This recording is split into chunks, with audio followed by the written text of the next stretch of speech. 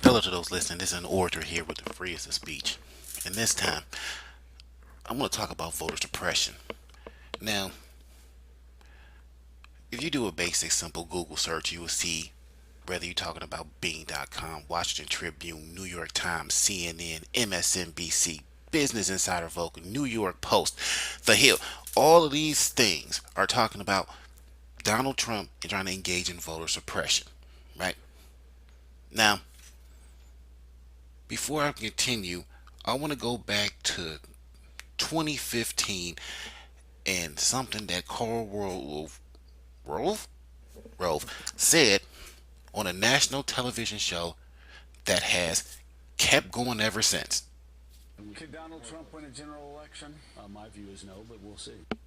Now, he said Donald Trump can win the general election.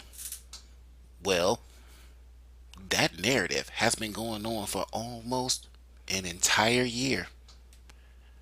I was going to take clips of people repeating the same phrase, Donald Trump cannot win the general election, but if I did that, this video would be hours long because there's so many of them. Now, I'm gonna let Donald Trump say something real quick.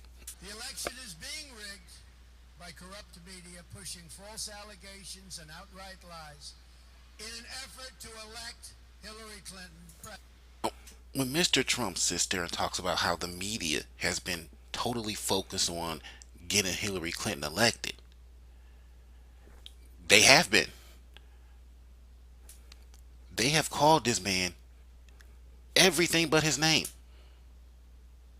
I take that back. They called him everything, including his name, just to make sure that you know who they're talking about. They want to talk about voter suppression. What the media does to him is voter suppression. Donald Trump's a sexist. So if you vote for him, you're a sexist. You don't want to be a sexist. Oh, Donald Trump's a racist. If you vote for him, you're a racist. You don't want to be a racist. If you vote for Donald Trump, that means you're some kind of hermit type person who's afraid of the rest of the world. Up, you don't want to be that. This is voter suppression. A year-long campaign of voter suppression against Donald Trump by telling people, if you would even consider voting for him, whatever label we put on him goes on to you. So,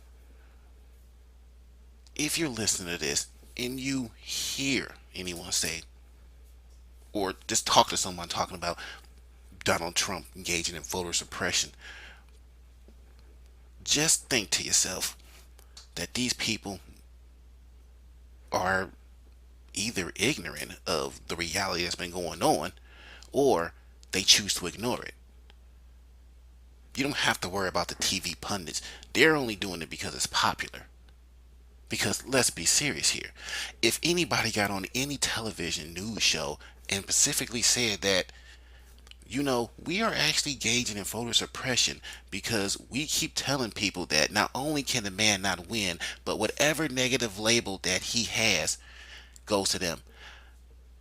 I mean, how many times have we said on different news shows that all of Donald Trump's supporters are racist, or they're all sexist, or they all have to be white, even though you see people of different races, backgrounds, and hell, even economic groups that all come out and say we support Trump for one reason or another. They won't do that because they'll lose their job.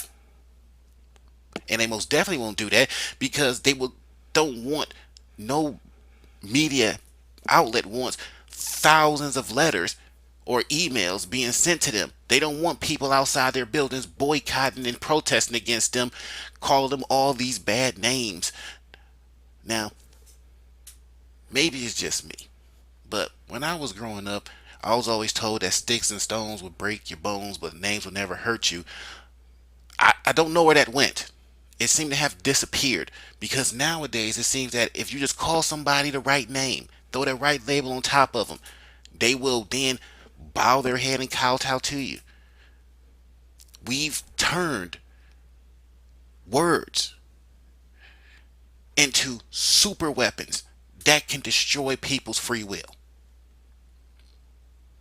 And that's all I have to say about that. This one, Orator with the freest of speech. Thanks for listening.